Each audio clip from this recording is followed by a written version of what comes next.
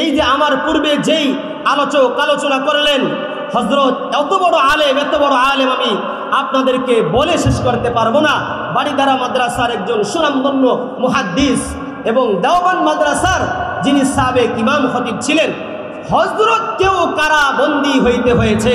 এরকম হাজারো আলেম যারা এই বিগত সরকারের আমলে যাদের পিঠ রক্তাক্ত হয়েছে এই আওয়ামী লীগ সরকারের আমলে। কথা বলেন ঠিক না বেটি? بشيرا ونذيرا وداعيا إلى الله بإذنه وسراجا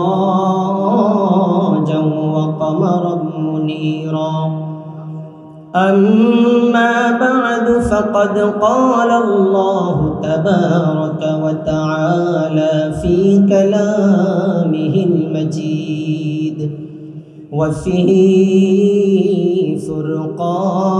فرقانه الحميد أعوذ بالله من الشيطان الرجيم بسم الله الرحمن الرحيم أينما تكونوا يدرككم الموت ولو كنتم في بروج مشيدة وقال تعالى إن الذين قالوا ربنا الله ثم استقاموا تتنزل عليهم الملائكة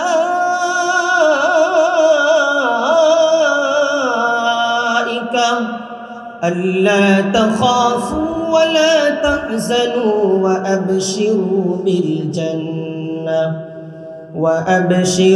بالجنة التي كنتم توعدون نحن أولياؤكم في الحياة الدنيا وفي الآخرة ولكم فيها ما تشتهي أنفسكم ولكم فيها ما تدعون نزلا من غفور رحيم. الله أكبر. وقال النبي صلى الله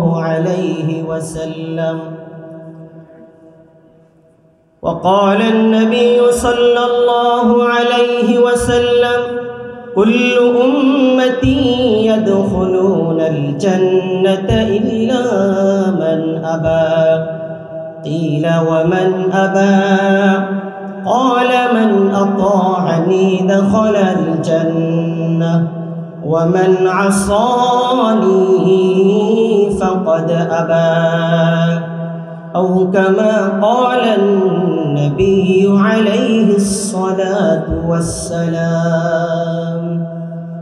یک چشم زدن غافل از شاه نباشی، یک چشم زدن غافل از شاه نباشی، شاید که نگاهی کند آگاه نباشی. کریم الشجایا جميع الشيم نبي البرايا شفيع الأمم بلغ العلا بكماله كشف الدجى بجماله حسنت جميع خصاله صلوا عليه وآله. আলহামদুলিল্লাহ সুম্মা আলহামদুলিল্লাহ।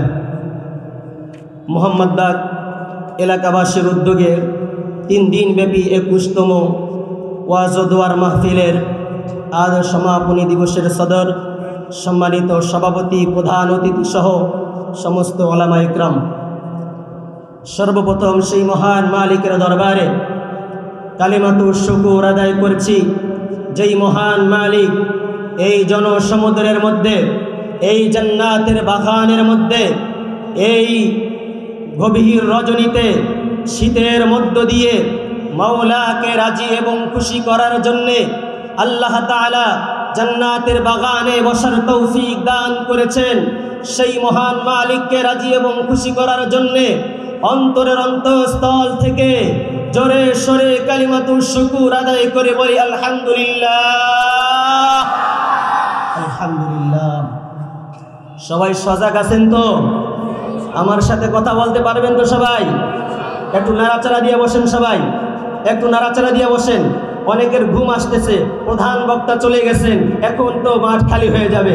ইনশাআল্লাহ মাঠ খালি হবে না।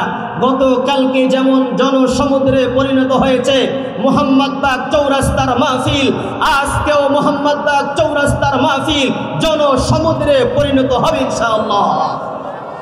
আমার ভাইরা, যদি আপনারা সজাগ থাইকা থাকেন মাওলাকে রাজি এবং খুশি করার জন্যে, আল্লাহ পাককে সন্তুষ্ট করার জন্যে একটা তাকবীর দিতে পারবেন তো সবাই ইনশাআল্লাহ? হাতটা সবাই রেডি করেন, এইভাবে রেডি করেন, এইভাবে রেডি করেন সবাই। উপরের দিকে আবার সোজা দিয়েন না, তাহলে কিন্তু সামনের দিন শেষ হয়ে যাব। উপরের দিকে নারে তাকবীর, আল্লাহু আকবার, আল কোরআনের আলো, আল হাদিসের আলো, তোমার নেতা আমার নেতা, তোমার নেতা আমার নেতা, আজকের মাহফিল সফল হোক, সফল হোক। নারে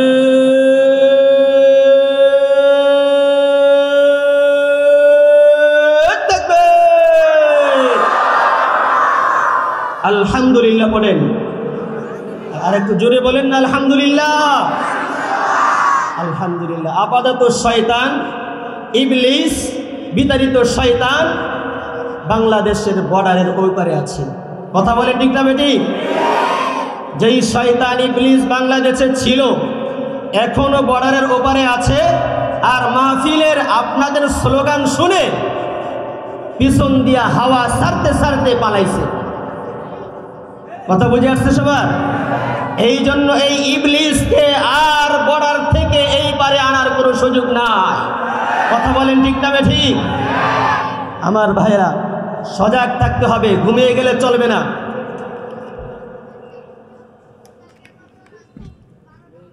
মুসলমান জাতি ভাগের জাতি, মুসলমান জাতি সজাগের জাতি। মুসলমানের স্লোগান লিল্লাহি তাকবীর শুনলে অসম দাঁড়িয়ে আল্লাহ পাকের জন্য তাকবীর দিবে। এই আল্লাহ পাকের স্লোগান কোনো দলীয় স্লোগান নয়। কথা বলেন ঠিক না বেটি? এই আল্লাহ পাকের স্লোগান কোনো পার্টির স্লোগান নয়। এই আল্লাহ পাকের স্লোগান শুনলে যদি কারো শরীর জ্বলে, বুঝতে হবে সেও শয়তানের দলের অন্তর্ভুক্ত। সজাগ আছেন তো সবাই? আলহামদুলিল্লাহ। মুহতারাম হাজিরিন, আল্লাহ পাকের কালামুল্লাহ শরীফ থেকে দুইটি আয়াতে কারিমা তেলাওয়াত করেছি। রাসূল আকরাম সাল্লাল্লাহু আলাইহি ওয়াসাল্লামের অসংখ্য অগণিত সহিহ হাদিসের ভান্ডার থেকে একখানা হাদিসে কারিমা তেলাওয়াত করেছি। সময় অল্প, হুজুর আসার আগ পর্যন্ত ইনশাআল্লাহ অল্প কিছু আলোচনা করব। মনোযোগ দিয়ে শুনবো তো ইনশাআল্লাহ সবাই?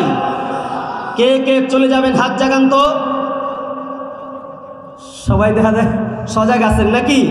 আলহামদুলিল্লাহ, সবাই বুদ্ধিমান। বাচ্চারাও হাত জাগায় না, দেখছেন নি? আলহামদুলিল্লাহ বলেন সবাই। আমার ভাইয়েরা, যেই মোহাম্মদ বাগের মাহফিল আপনারা আছেন, এটা ওলামায়ে ইকরামের একটা মাহফিল। এই মাহফিলের জন্য ওলামায়ে ইকরাম একটা বছর এই 15টা মসজিদের কমিটি সবাই কষ্ট করে থাকেন। আর কি পরিমাণ কষ্ট যে হয় এটা আমরা আপনাদেরকে বুঝাইতে পারবো না। এই যে 3 দিনের ফল আপনারা দেখতে পাচ্ছেন, আপনারা তো ফল শুধু খাইতেছেন। এই ফল খাওয়ার জন্য, গ্রহণ করার জন্য 1 বছর শ্রম দিতে হয় 15টা মসজিদের ইমাম সাহেবকে। আপনারা হৃদয় খুলে মন খুলে এই 15 মসজিদের ইমাম সাহেবদের জন্য, খতিব সাহেবদের জন্য দোয়া করবেন তো সবাই? এবং যারা পরিচালনা কমিটি আছেন তারাও আমাদের সাথে অনেক কষ্ট করে থাকেন, শ্রম দিয়ে থাকেন। আল্লাহ তাআলা তাদের শ্রম, আমাদের সকলের শ্রম, সকলের কষ্ট, সকলের মুজাহাদা, সকলের দান, সকলের সাদকা আল্লাহ তাআলা কবুল আর মঞ্জুর করে নেন, বলেন আমিন। আমার ভাইরা, এই দুনিয়ায় আমরা এখন যে অবস্থিত আছি, এই যেই অবস্থায় আমরা এখন অবস্থান করতেছি, এই হাল, এই অবস্থা আজ থেকে কয়েক মাস আগেও ছিল না। আমরা মাহফিল করতে অনেক ভয় পাইতাম আগে। থানায় থানায় আমাদেরকে ঘুরতে হইতো কাগজ নিয়ে অনুমতির জন্য। আলহামদুলিল্লাহ, ওই দিন আমাদের এই চৌরাস্তায় একটা আমরা আন্দোলন করেছিলাম ইসকন্দের বিরুদ্ধে। আপনারা অনেকেই ছিলেন, সবাই ছিলেন এখানে।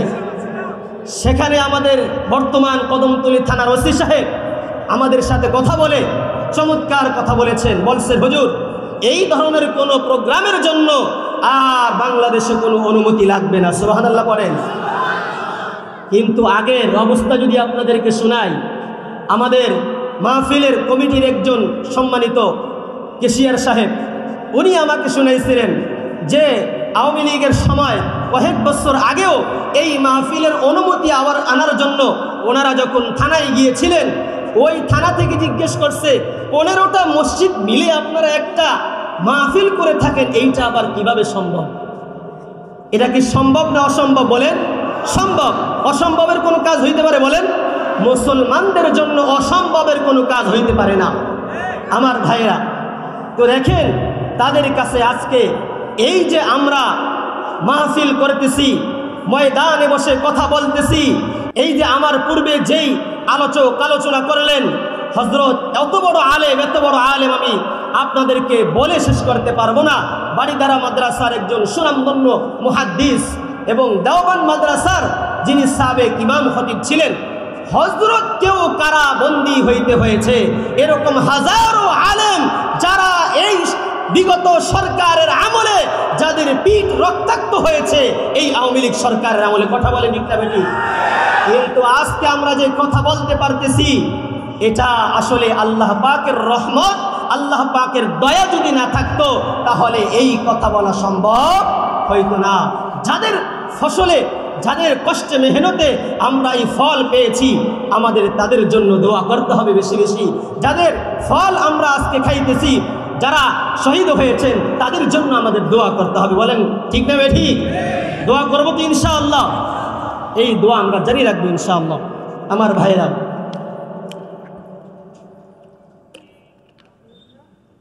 উঠাউঠি না করি ভাই, কেউ উঠতে পারবেন না। একদম মুরব্বী এবং স্ট্যান্ডার জরুরত ছাড়া কেউ উঠতে পারবেন না। রাজি আছেন তো সবাই? হাত জাগান সবাই, হাত জাগান। কে কে রাজি আছেন? উঠলে কিন্তু একদম শেষ করে ফেলবো, উঠা যাবে না। আমার ভাইরা, আমরা এই দুনিয়াতে এখন আছি বর্তমানে, আবার আমাদের পূর্বে একটা সময় ছিল যেই সময় আমরা ছিলাম না, আমাদের কোনো অস্তিত্ব ছিল না। এখন আমাদের অস্তিত্ব আছে, আমরা দুনিয়াতে বসবাস করতেছি। আল্লাহ তাআলা আপনাকে আমাকে হায়াত দিয়ে পাঠিয়েছেন। আবার একটা সময় কিছুদিন পরে আপনার এমন আসবে, জগৎ আসবে, সেখানে আমাদের চলে যেতে হবে। আপনার আমার দাদা, পরদাদা এবং তারও পূর্বপুরুষদেরকে যদি আপনি তালাশ করেন, কোথায় তারা শুয়ে আছে আপনি তাদের নাম গন্ধও খুঁজে পাইবেন না। কথা বলেন ঠিক না বেটি? কোন জায়গায় যে কার দাফন হয়েছে আমরা অনেকে জানি না। তো এই যে এক সময় আমরা দুনিয়াতে ছিলাম না, মায়ের গর্ভে আগমন করার আগে আমরা অস্তিত্বহীন ছিলাম, আবার এখন আমাদের উজুদ আছে, অস্তিত্ব আছে। আবার কিছুদিন পরে আমাদের এই উজুদ, আমাদের এই অস্তিত্ব থাকবে না, আমরা বিলীন হয়ে যাব, আমরা শেষ হয়ে যাব। তাহলে এই যে অল্প কিছু হায়াত দিয়ে আপনাকে আমাকে আল্লাহ তাআলা দুনিয়াতে পাঠিয়েছেন, এই হায়াতের বড় দাম আছে কিনা বলেন?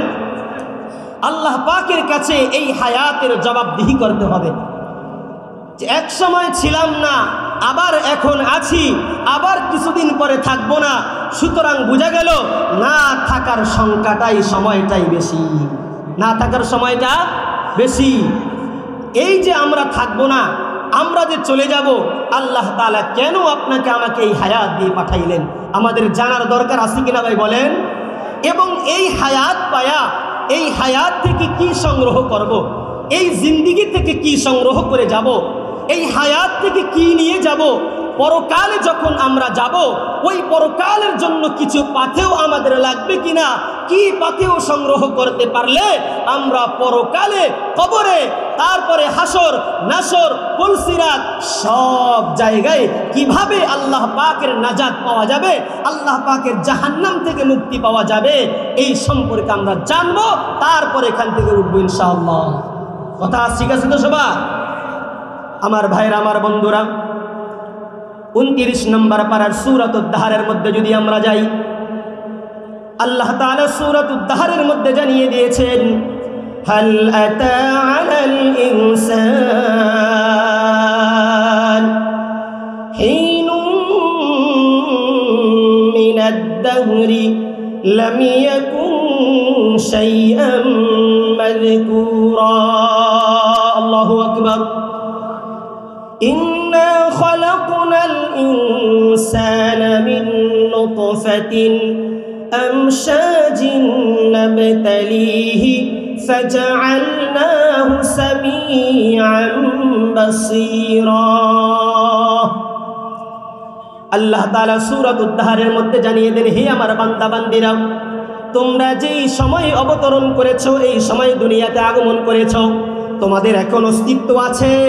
তোমাদের এই অস্তিত্বর পূর্বের অস্তিত্ব তোমরা তালাশ করো, তোমাদের অবস্থা কি ছিল, একটু আগের অবস্থা তোমরা যদি তালাশ করো, আল্লাহ তাআলা সূরাতুদ দাহরের মধ্যে জানায় দেন, হে বান্দারে, তোমরা যে অবস্থায় বর্তমানে আছো, অল্প কিছুদিন আগের অবস্থা যদি তোমরা তালাশ করো, তোমরা কোরআনের মধ্যে পেয়ে যাইবা তোমাদের কোনো অস্তিত্ব ছিল না। অস্তিত্বহীন থেকে আমি আল্লাহ তাআলা তোমাদেরকে অস্তিত্ব দান করেছি। সুবহানাল্লাহ। আল্লাহ তাআলা বলেন, হাল আতা আলাল ইনসানি হিনুম মিনাদ দাহরি লাম ইয়াকুন শাইআম মাযকুরা। হে আমার দুনিয়ার বান্দা বান্দি, তোমরা শোনো, তোমাদের উপরে দিয়ে এমন একটা সময় অতিবাহিত হয়েছে, এমন একটা যুগ তোমাদের উপরে দিয়ে অতিবাহিত হয়েছে, লাম ইয়াকুন শাইআম মাযকুরা, যখন তোমরা উল্লেখযোগ্য কোনো বস্তুই ছিলে না। তাহলে তোমরা কোথায় ছিলে, কোন জায়গা থেকে আমি তোমাদেরকে সৃষ্টি করলাম? আল্লাহ পরবর্তী আয়াতে বলেন, ইন্না খালাকনাল ইনসানা মিন নুতফাতিন আমশাজ। আল্লাহ বলেন তোমাদের অস্তিত্ব ছিল না। ইন্না খালাকনাল ইনসান, আমি মানুষকে সৃষ্টি করেছি মিন নুতফাতিন, নাপাক এক ফোঁটা বীর্য থেকে। ইন্না খালাকনাল ইনসানা মিন নুতফাতিন আমশাজ। আবার এই নাপাক, এই রক্তটা নাপাক, এই বীর্যটা ছিল পিতা মাতার মিশ্রিত রক্ত। লাম ইয়াকুন শাইআম মাযকুরা। ইন্না খালাকনাল ইনসানা মিন নুতফাতিন আমশাজ লাম ইয়াকুন শাইআম মাযকুরা। ওই সময়টা তোমরা উল্লেখযোগ্য কোনো বস্তুই ছিলে না। তাহলে তোমাদেরকে আমি অস্তিত্বহীন থেকে, পিতামাতার গর্ভ থেকে, পিতামাতার জায়গা থেকে, নাপাক রক্তের মিশ্রণে আমি আল্লাহ তাআলা তোমাদেরকে দুনিয়াতে পাঠাইলাম, পিতামাতার গর্ভে পাঠাইলাম। তারপরে পিতামাতার গর্ভ থেকে, ওই জায়গা থেকে তোমাকে আস্তে আস্তে বিভিন্ন স্টেপের পরে তোমাকে আমি পরিবর্তন করে তারপরে তোমাকে আমি দুনিয়াতে পাঠাইলাম। আমার ভাইরা, আমার বাবারা, এবার আল্লাহ তাআলা বলেন, এই যে দুনিয়াতে তুমি আগমন করলা, তোমার এই দুনিয়াতে আগমন করার পরে আল্লাহ তাআলা কিছু দিক নির্দেশনা দিয়েছেন। এই দিক নির্দেশনামূলক যদি আমি কাজ করতে পারি, আমার জীবনটাকে পরিচালনা করতে পারি, আল্লাহ তাআলা জানিয়ে দেন তোমাকে আল্লাহ তাআলা ওই যে অস্তিত্বহীন থেকে তোমাকে বানিয়েছিলেন, নাপাক রক্ত থেকে বানিয়েছিলেন, কিন্তু আল্লাহ তাআলা তোমার সম্মান, তোমার ইজ্জত, তোমার মাকাম ফেরেশতাদের চাইতেও দামি বানায়া দিবেন। সুবহানাল্লাহ। আমার ভাইরা, আমার বাবারা, আমার কথা নয়, বরং আল্লাহ তাআলা বলছেন ওয়ালাকাদ কাররামনা বানি আদম ওয়া হামালনাহুম ফিল বাররি ওয়াল বাহরি ওয়া রাযাকনাহুম মিনাত তাইয়্যিবাত ওয়া ফাদ্দালনাহুম আলা কাসীরিন মিম্মান খালাকনা তাফদীলা। আল্লাহু আকবার। আমার ভাইরা, আমার বন্ধুরা, আল্লাহ তাআলা সূরাত বনী ইসরাঈলের মধ্যে জানিয়ে দেন ওয়ালাকাদ কাররামনা বনী আদম, আমি আদম সন্তানকে সমস্ত মাখলুকাতের উপরে সর্বোচ্চ শ্রেষ্ঠত্ব দান করেছি। সুবহানাল্লাহ। আমার ভাইরা, আমার বন্ধুরা, যদিও আপনাকে আমাকে আল্লাহ তাআলা ওই নাপাক জায়গা থেকে নাপাক রক্ত দিয়ে বানিয়েছেন, কিন্তু আপনার আমার মাকাম, আপনার আমার সম্মান, আপনার আমার জায়গা, আপনার আমার অবস্থান কোথায় থাকবে? আল্লাহ তাআলা ফেরেশতাদের চাইতেও দামি বানায়া দিবে। সুবহানাল্লাহ, সুবহানাল্লাহ। আমার ভাইরা, আমার বন্ধুরা, এবার সামনে আসেন। দুনিয়াতে আসলাম, দুনিয়াতে আগমন করার পরে এবার আমাকে যে কাজগুলো করতে হবে আল্লাহ তাআলা কিছু দিক নির্দেশনা দিয়েছেন। হে আমার বান্দা, তোমাকে যে আমি দুনিয়াতে পাঠাইলাম, তুমি কি জানোনি কেন পাঠিয়েছি? আল্লাহ তাআলা সূরাতুল মুলকের মধ্যে বলেন তাবারাকাল্লাযী বিয়াদিহিল মুলক ওয়া হুয়া আলা কুল্লি শাইইন কাদির। আল্লাহু আকবার। বলেন আল্লাযী খালাকাল মাউতা ওয়াল হায়াতা লিয়াবলুয়াকুম আইয়ুকুম আহসানু আমালা। আল্লাহ বলে, হে বান্দারে, দুনিয়াতে তোমাকে যে অস্তিত্বহীন থেকে তোমাকে আমি অস্তিত্ব দান করলাম, অস্তিত্বহীন জায়গা থেকে তোমাকে আমি অস্তিত্ব দান করলাম। অস্তিত্ব কেন দান করলাম জানোনি? দুনিয়াতে তোমাকে কেন পাঠাইলাম তুমি জানোনি? আল্লাহ বলেন, তোমাকে এমন কিছু আমল করতে হবে, আইয়ুকুম আহসানু আমালা। আল্লাহ তাআলা দুনিয়াতে পাঠানোর মাকসাদ একটাই, নেক আমলের মাধ্যমে, প্রতিযোগিতার মাধ্যমে একে অপরের চাইতে নেক আমল করে জান্নাতে চলে যাবে। সুবহানাল্লাহ। আমার ভাইরা, আমার বন্ধুরা, তাহলে আমরা সূরাতুল মুলকের মধ্যে পাই আল্লাহ তাআলা বলেন আল্লাযী খালাকাল মাউত ওয়াল হায়াতা লিয়াবলুয়াকুম আইয়ুকুম আহসানু আমালা। আল্লাহ তাআলা এই আয়াতে কারিমার মধ্যে বলেন যে আমি হায়াত এবং মউত আমি সৃষ্টি করেছি, আইয়ুকুম আহসানু আমালা লিয়াবলুয়াকুম, তোমাদেরকে পরীক্ষা করার জন্য। কেন বলেন তো? কেন সৃষ্টি করেছেন বলেন তো? চিল্লায়া বলেন। পরীক্ষা করার জন্য। কেন? চিল্লায়া বলেন। পরীক্ষা করার জন্য, ইমতিহান নেওয়ার জন্য। আল্লাহ তাআলা আমাদের আমল, আমাদের ঈমানকে পরীক্ষা করার জন্য। এজন্য মুমিনের আমলে, মুমিনের জীবনে, মুমিনের হায়াতে বিভিন্ন রকমের পরীক্ষা আসবে। এই পরীক্ষার উপর ইস্তেকামত থাকতে হবে। ঈমানের পরীক্ষা আসবে, বিভিন্ন রকমের ষড়যন্ত্র আসবে, বিভিন্ন ধরনের নির্যাতন আসবে, বিভিন্ন ধরনের চক্রান্ত আসবে। আল্লাহ বলেন এই চক্রান্তের ওপর তোমাকে অটল থাকতে হবে, তোমাকে অবিচল থাকতে হবে। যদি তুমি অটল থাকতে পারো, অবিচল থাকতে পারো, আল্লাহ তাআলা তোমার আমলটাকে আল্লাহ তাআলা আইয়ুকুম আহসানু আমালা, এই যে তুমি যে তোমার ঈমানকে অটল রাখবা, দ্বীনের উপর ইস্তেকামত রাখবা, আল্লাহ তাআলা এটা দেখবেন। আল্লাহ তাআলা এই জন্য বলেন কে কার চাইতে বেশি আমল করতে পারে প্রতিযোগিতা করে। কি করে বলেন তো? প্রতিযোগিতা করে।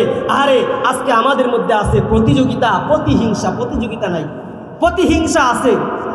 কে কার ক্ষতি করতে পারবে, কে কার ব্যবসায় লস করতে পারবে, কে কারকে বেশি কষ্ট দিতে পারবে, কে কার চাইতে বেশি সমাজের মধ্যে লাঞ্ছিত হবে। আমরা এই প্রতিযোগিতার মধ্যে থাকি কিনা বলেন? থাকি কিনা? কোন দল কোন দলকে ঠেকাইতে পারবে, কোন দল কোন দলকে একদম শেষ করে দিতে পারবে। সমাজের মধ্যে আমাদের এই প্রতিযোগিতা হয়। কিন্তু আল্লাহ তাআলা বলছেন তোমার প্রতিযোগিতা যদি হয়, তোমার প্রতিযোগিতা তোমার করতে হয়, তাহলে একমাত্র প্রতিযোগিতা হবে আইয়ুকুম আহসানু আমালা, নেক আমল কে কার চাইতে বেশি করতে পারে। প্রতিযোগিতা হবে একটাই মুমিন মুমিনের জীবনে সফলতা কিভাবে আসবে, মুমিনের জীবনে কিভাবে সফলতা আসতে পারে, একমাত্র প্রতিযোগিতা হবে মুমিনের ঈমানকে শক্তি করার জন্য, ঈমানের সফলতা অর্জন করার জন্য মুমিনের আমলের মধ্যে প্রতিযোগিতা থাকবে একটাই। চিল্লা বলেন ঠিক না বেটি? কিন্তু আমাদের প্রতিযোগিতা হয়ে গেছে প্রতিহিংসামূলক। আমাদের সমাজে প্রতিযোগিতা নাই। আমার ভাইরা, আমাদের এই কালচারকে পরিবর্তন করে আমরা প্রতিযোগিতা করি কে কার চাইতে 31st নাইটের মধ্যে আমরা কে কার চাইতে বেশি ফুরাইতে পারবো। আহারে, আমরা ওলামা একরাম মসজিদের মধ্যে জুমার দিন আলোচনা করলাম, সমস্ত ইমাম সাহেব আলোচনা করেছেন, আমাদেরও পরামর্শ হয়েছিল সবাই আমরা এই ব্যাপারে আলোচনা করব মসজিদে। সমস্ত আইম্মা একরাম এই ব্যাপারে আলোচনা করেছেন। কিন্তু ওই রাত্রে যে অবস্থা দেখলাম আপনাদের মোহাম্মদ বাগে, আলহামদুলিল্লাহ, এটা বড় প্রশংসনীয় নাকি? বড় প্রশংসনীয় বলেন? আল্লাহু আকবার। আল্লাহ তাআলা যদি মাফ করেন, হাজারো মায়ের, ওই দিন ফেসবুকেও দেখলাম যে এক মা এই বাজির আওয়াজে সে স্ট্রোক করে মারা গেছে। এই যে আপনার ছেলের, আপনার সন্তানের এই কুকর্মের কারণে ওই যে একজন মা মারা গেল, আপনি মোহাম্মদ বাগ থেকে বাজি ফুটিয়েছেন, 31st নাইট উদযাপন করেছেন, ওই মা যে মৃত্যুবরণ করলো তার জবাবদিহি আল্লাহর দরবারে আপনাকেও করতে হবে কিয়ামতের ময়দানে। আমার ভাইরা, আমাদের প্রতিযোগিতা হয় এগুলো নিয়ে। আমাদের প্রতিযোগিতা হয় কে কার সন্তানের বিয়ের মধ্যে বেশি অনুষ্ঠান করে টাকা পয়সা খরচ করতে পারবো, জাঁকজমক দেখাইতে পারবো, কে কার বিয়ের মধ্যে এই ধরনের বাদ্যযন্ত্র এনে আমরা বেশি উদযাপন করতে পারবো, এগুলো প্রতিযোগিতা হয়। কিন্তু উচিত ছিল, আল্লাহ তাআলা কোরআনের মধ্যে বলছেন, সূরাতুল মুলকের মধ্যে বলছেন, প্রতিযোগিতা যদি তোমাকে করতে হয়, ঈমানদারদের প্রতিযোগিতা থাকবে একটাই, নেক আমল কে কার চাইতে বেশি করতে পারে। সুবহানাল্লাহ পড়ে। আমার ভাইরা, আমার বন্ধুরা, এই জন্য মুমিনের একমাত্র প্রতিযোগিতা হবে, একমাত্র প্রতিযোগিতা হবে মুমিনের কে কার চাইতে বেশি নেক আমল করতে পারে, আর নেক আমল করে কে কার চাইতে বেশি নেকি অর্জন করতে পারে, আর কে কার চাইতে বেশি নেকি অর্জন করে কাল কিয়ামতের ময়দানে আল্লাহ রাব্বুল আলামিনের সামনে হাজির হয়ে ওই আমলনামাটা আল্লাহ পাকের সামনে পেশ করে বিনা হিসাবে জান্নাতে চলে যাবে। সুবহানাল্লাহ। আমার ভাইরা, আমার বন্ধুরা, এই যে আমরা প্রতিহিংসামূলক যেই কার্যক্রমগুলো করতেছি সমাজের মধ্যে, এর দ্বারা আমাদের কি হইতেছে? আমাদের ঈমান আমল নষ্ট হয়ে যাইতেছে, আমাদের আখিরাত নষ্ট হয়ে যাইতেছে। এই আখিরাত যে আমি নষ্ট করতেছি, আমি কি কোনোদিন চিন্তা করছি? আহারে, চিন্তা করার দরকার ছিল। আমার জীবন থেকে 1 বছর অতিবাহিত হয়ে গিয়েছে, এই 1 বছরে আমি কি করলাম আমি একটু হিসাব মিলাই। আহারে ব্যবসায়ী ভাইরা, অনেক ব্যবসায়ী ভাইরা ডিসেম্বর মাস আসলে তাদের ব্যবসার কার্যক্রম পুরা 1 বছরের তারা একটা যেই হিসাব মিলায়, ওই হিসাবটা মিলায় 1 বছরে কতটুকু ব্যবসা করলো, লাভ হয়েছে কতটুকু, লস হয়েছে কতটুকু। আবার অনেক ব্যবসায়ী ভাইরা বাংলা নববর্ষ কি বলে সেটাকে, পহেলা বৈশাখে অনেকে হিসাব মিলিয়ে থাকে। কিন্তু আমরা যে 1 বছর ইংরেজি নববর্ষ পালন করলাম, আমাদের তো উচিত ছিল আমার জীবনের, আমার হায়াতের এই হিসাব মিলানো, যে 1 বছর আমার হায়াত থেকে চলে গেল, 1 বছর আমার জীবন থেকে চলে গেল। আহারে, আমি 1 বছর কি করলাম, আমি কয় রাকাত নামাজ পড়লাম, আমি কয় ওয়াক্ত নফল পড়লাম, আমার 5 ওয়াক্ত নামাজ কতদিন কাজা হয়েছে, আমার উচিত ছিল এই হিসাব মিলানো। যুবক, আজকে তুমি তোমার এই হিসাব না মিলিয়ে তুমি উল্টো আরো ওই রাতের মধ্যে তুমি তোমার জাহান্নামকে টেনে আনলা। আমার ভাইরা, আমার বন্ধুরা, এই যে আমি এই রাত্রের মধ্যে আল্লাহ পাকের গজবের কার্যক্রম আমি যে করলাম, আমার জান্নাতকে আমি হারাম করে আমার জাহান্নামকে আমি কামাই করে নিলাম। আমার ভাইরা, আমার বন্ধুরা, এবার আল্লাহ তাআলা বলেন, এই যে কার্যক্রমগুলো করে নিজের জীবনকে বরবাদ করতেছি, এইভাবে যদি আমার জীবনকে আমি বরবাদ করে দেই, এইভাবে যখন আমার কার্যক্রমগুলো আমার অন্তরের মধ্যে যখন প্রবেশ করতে থাকবে, ঢুকতে থাকবে, একটা একটা করে যখন গুনাহবান্দার ঢুকতে থাকবে অন্তরের মধ্যে, রাসূল আকরাম সাল্লাল্লাহু আলাইহি ওয়াসাল্লাম জানিয়ে দেন, ও যুবক, তুমি তো ভাবতেছো বছরে একটা দিন তুমি আনন্দ উদযাপন করবা। আহারে, তুমি কি ভাবতেছো নি এই যে তোমার আনন্দ উৎসবের সাথে ইহুদি খ্রিস্টানদের সাথে মিল আছে? তুমি তো আনন্দ করতেছো না, বরং তুমি তাদেরকে খুশি করতেছো। আহারে আমি মসজিদে আলোচনা করেছিলাম এই 31 নাইট কোন জায়গা থেকে আসলো, আজকে সে আলোচনা করবো না, ইতিহাসের দিকে যাব না। আহারে যুবক ভাই, তোমার উচিত ছিল তোমার জীবনের হায়াতটাকে তুমি একটু মিলাও তোমার জীবনের সাথে। করতে ভালো লাগে না তখন ওই অন্তর দ্বারা রোজা রাখতে ভালো লাগে না, তখন ওই অন্তর দ্বারা মাহফিলে আসতেও ভালো লাগে না। মাহফিলের মাইকের আওয়াজ শুনলে চুলকানি শুরু হয়ে যায়। কথা বলে ঠিক না ঠিক? আমার ভাইরা, এই যে গুনাহের মাত্রা আমাদের বেড়ে গিয়েছে, বুঝতে হবে গুনাহের মাত্রা বেড়ে গিয়েছে। যে বিরোধিতা করে বুঝবেন তার অন্তরের মধ্যে সমস্যা। অন্তরের এই কালো দাগকে আগে দূর করতে হবে, মালিশ করতে হবে। অন্তরের কালো দাগ যদি মালিশ না করতে পারি, সরাইতে না পারি, এই অন্তর দ্বারা আল্লাহকে 1000 বারও যদি আমি ডাক দেই, আল্লাহ তাআলা একবারও আমার ডাকে সাড়া দিবেন না। কিন্তু এই অন্তর যদি পরিষ্কার হয়ে যায়, পরিচ্ছন্ন হয়ে যায়, আল্লাহকে একবার ডাক দিবেন। আল্লাহ বলেন, রাসূল বলেন, লাউ আন্নাকুম তাতাওয়াক্কালুনা আলাল্লাহি হাক্কা তাওয়াক্কুলিহি, ওই বান্দা আমাকে একবার ডাক দিবে, আমাকে একবার ডাক দিতে দেরি, আমি আল্লাহ এই বান্দার ডাকে সাড়া দিতে বিন্দু পরিমাণ দেরি করব না। সুবহানাল্লাহ। আমার ভাইরা, আমার বন্ধুরা, এই জন্য আমাদের ঈমানকে, আমাদের আত্মাটাকে পরিশুদ্ধ করা।